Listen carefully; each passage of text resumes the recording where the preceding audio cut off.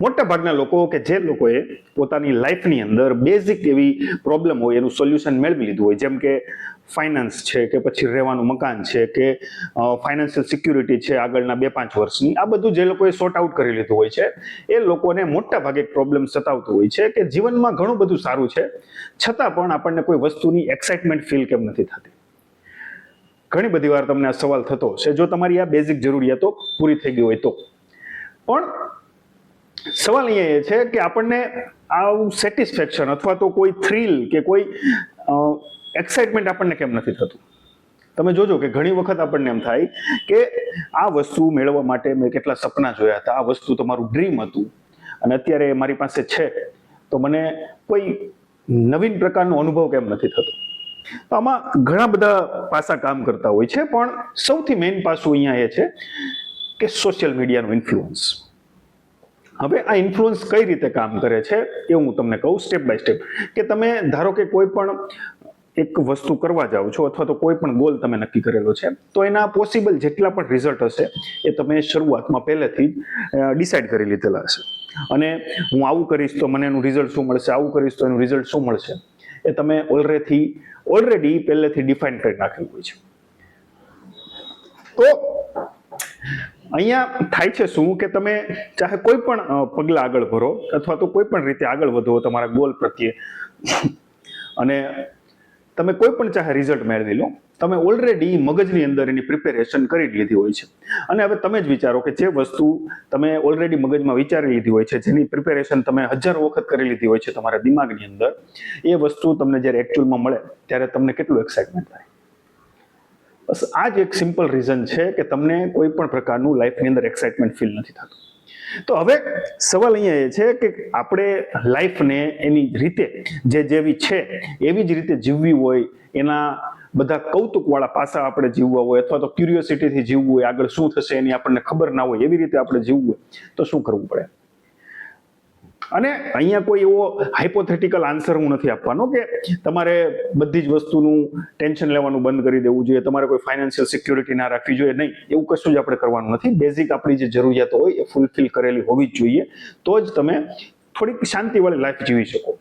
પણ આપણે જે વાતમાં કોઈ પણ વસ્તુને પ્રિડિક્શન કરી લઈએ છીએ અથવા તો કોઈ પણ વસ્તુ તમારે નવી કરવી છે, એના રિઝલ્ટ પહેલેથી જ તમે ડિસાઇડ કરી લો છો, એ વસ્તુ આપણે એટલીસ્ટ થોડીક ઓછી કરીએ તો તમને લાઈફની અંદર તમારા અલગ અલગ ફેઝની અંદર કે જે તમે રિઝલ્ટ મળવાના છે તમને, એ રિઝલ્ટને તમે પરિસ્થિતિઓ ઉપર છોડી દો અને ત્યારે તમને શું મળે છે એકચ્યુઅલીમાં એ તમે એન્જોય કરો.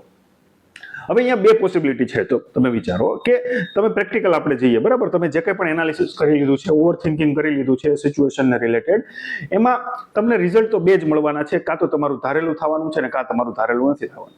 જો નથી થવાનું તો તમે ઓલરેડી દુઃખી થવાના જ છો, એ તો ફોર શ્યોર છે.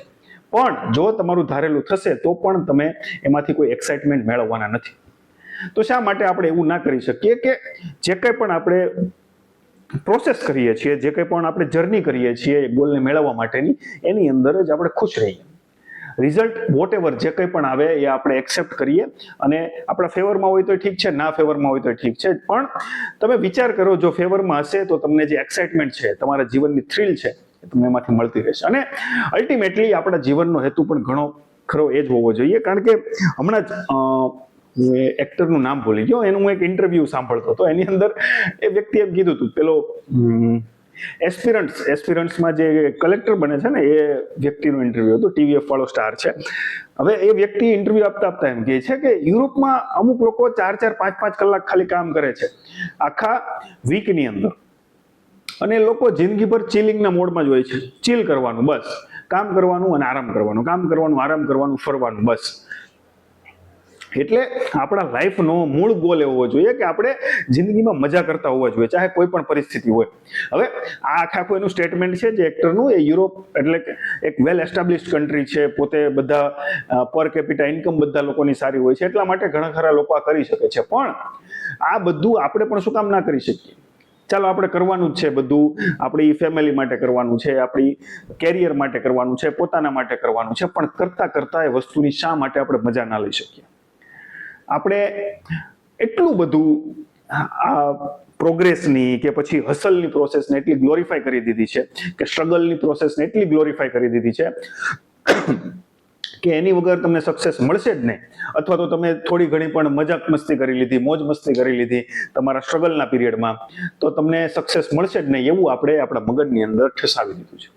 આવું બિલકુલ વિચારવાની જરૂર નથી. હું મારા પોતાના એક્સપિરિયન્સથી અને ઘણા બધા એવા લોકોને સાંભળીને બોલું છું કે જે લોકોએ ખરેખર પોતાની લાઈફમાં કંઈક ઉખાડી લીધું છે, અને એ પણ મજા કરતા કરતા.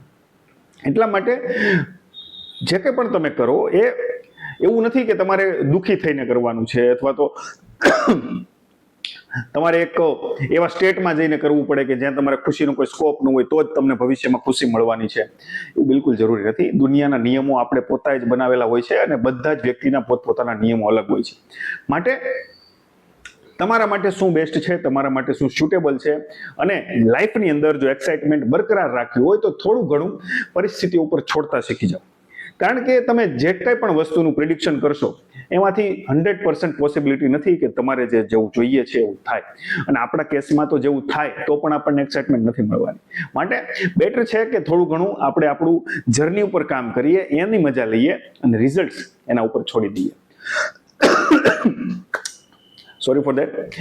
તો ગાઈઝ, આ તો આપણો દિવસ 8 60 ડેઝ ચેલેન્જનો, કે જેની અંદર હું કેમેરાની સામે બોલું છું, કોઈ પણ પ્રિપેરેશન વગર, કોઈ પણ સ્ક્રિપ્ટ વગર, અને સ્પોન્ટેનિયસ કે ઇન્સ્ટન્ટ આપણો શું ઓપિનિયન હોઈ શકે કોઈ ટોપિકને રિલેટેડ. તો આજનો ટોપિક હતો કે લાઈફની અંદર એક્સાઇટમેન્ટ શું કામ નથી મળતું. તો તમારા શું વિચારો છે મને કોમેન્ટમાં જણાવજો. C you tomorrow. બાય.